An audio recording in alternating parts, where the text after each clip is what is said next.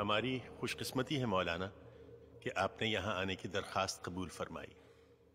آپ کی 12 کتابیں اس وقت بھی میری میز پر موجود ہیں اور میں نے ان سے اس کیس میں بہت رہنمائی لی ہے۔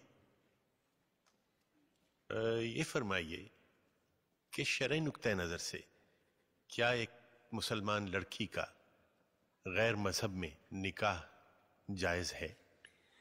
اہل کتاب میں جائز تو ہے، لیکن ایسا نہ ہو تو بہتر ہے۔ وضاحت فرمائیے گا۔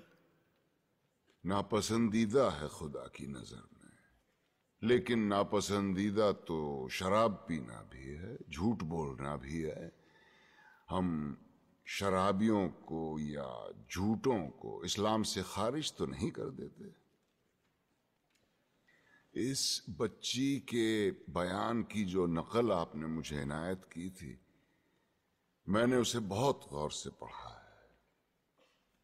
اس کیس میں تو جائز ناجائز کا سوال ہی پیدا نہیں ہوتا، کیونکہ یہ لڑکی تو مسلمان ہی نہیں ہے۔ کیا فرما رہے ہیں مولانا آپ؟ اس کے باپ کا نام حسین شاہ ہے، سید ہیں۔ بس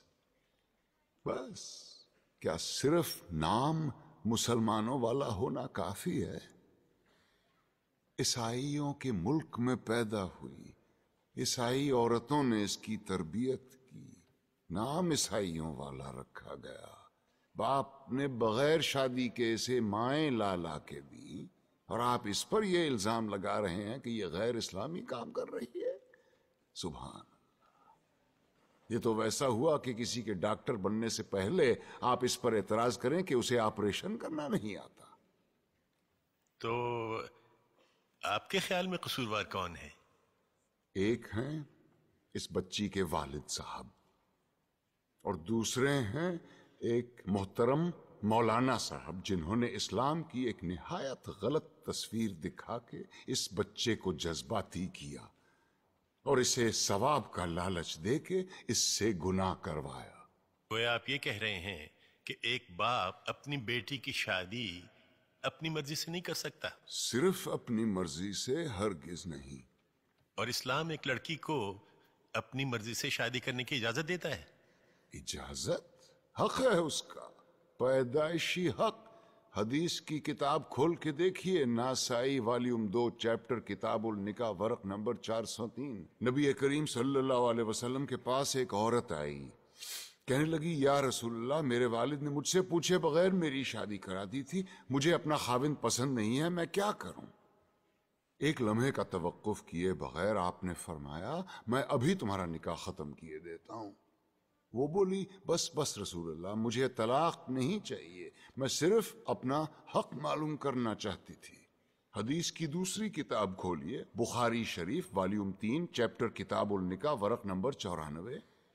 خنسا بنت خزام کہتی ہیں میرے والد نے مجھ سے پوچھے بغیر میری شادی کرا دی تھی، مجھے خاوند پسند نہیں تھا، میں رسول اللہ کے پاس گئی، انہوں نے فوراً وہ نکاح منسوخ کروا دیا۔ لیکن مولانا آپ یہ کیوں اپریشیٹ نہیں کر رہے ہیں کہ حسین شاہ نے کس مقصد کے تحت اپنی بیٹی کی شادی کی تھی؟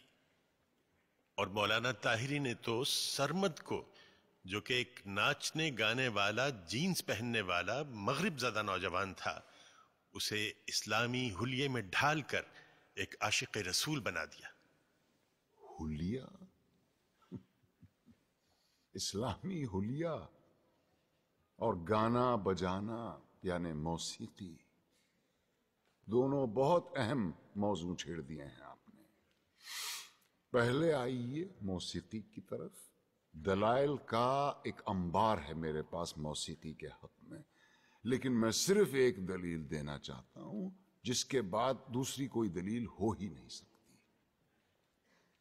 آپ یہ بتائیے کہ آج تک دنیا میں پیغمبر کتنے اتارے گئے؟ جی 1,24,000۔ اور ان 1,24,000 میں سے کتابیں کتنوں پہ نازل ہوئیں؟ جی صرف 4 پر۔ گویا یہ تو طے ہو گیا کہ یہ 4 باقی 1,23,996 پیغمبروں سے زیادہ برگزیدہ ہیں۔ بے شک۔ ان چاروں کو اللہ نے معجزے عطا کیے. حضور کا سب سے بڑا معجزہ قرآن شریف. موسیٰ کو اس قابل بنایا کہ وہ لاٹھی سے دریا کے 2 ٹکڑے کر دے. عیسیٰ کو یہ طاقت دی کہ وہ مردے کو دوبارہ زندہ کر دے. اور داؤد کو کیا دیا؟ موسیقی. ایسی سریلی آواز اور راگوں اور سازوں پر اتنا عبور کہ سر لگائیں تو پہاڑ ساتھ گانے لگے.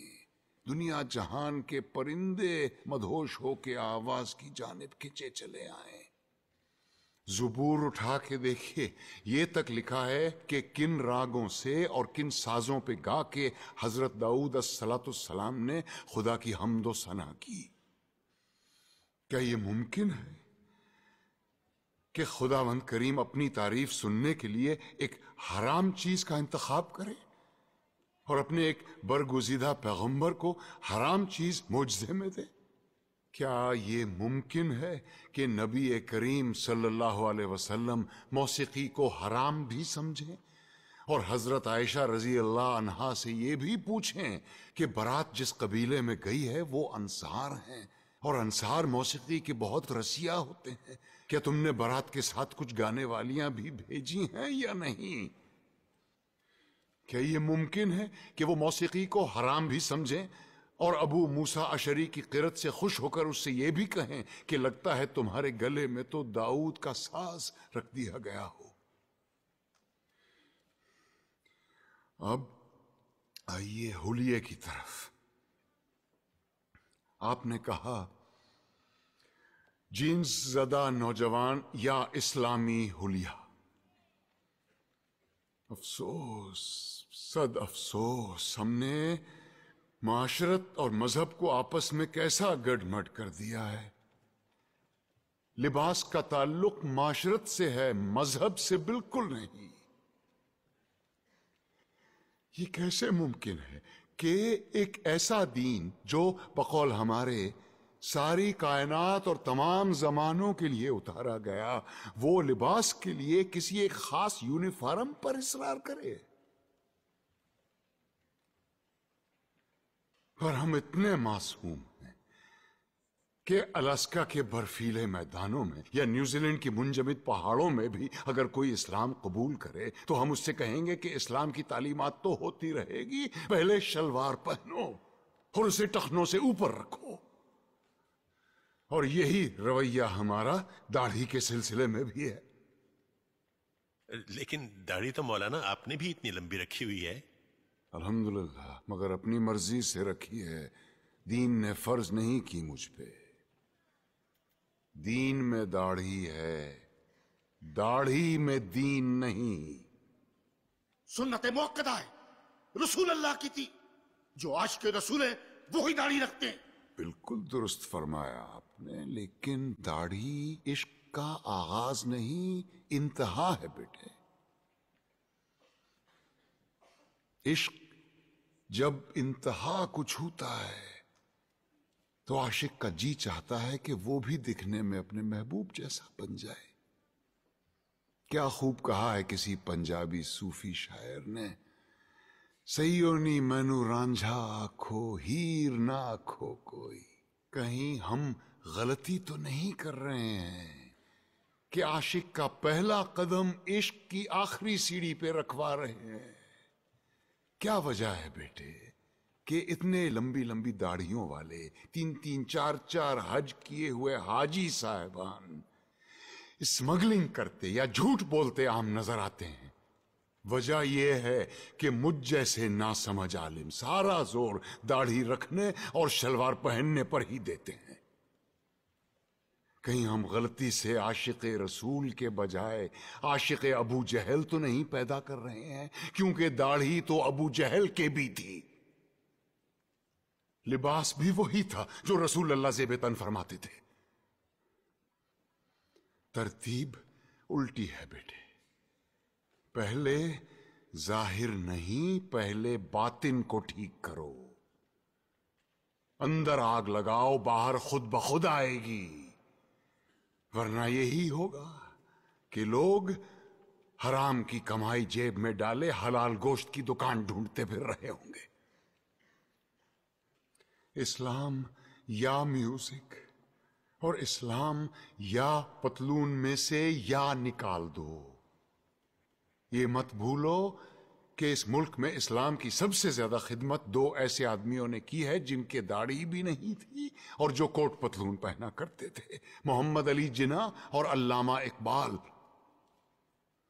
آج تم بڑے فخر کے ساتھ ان دونوں کے نام کے ساتھ رحمت اللہ علیہ لکھتے ہو۔ مقدمے کا فیصلہ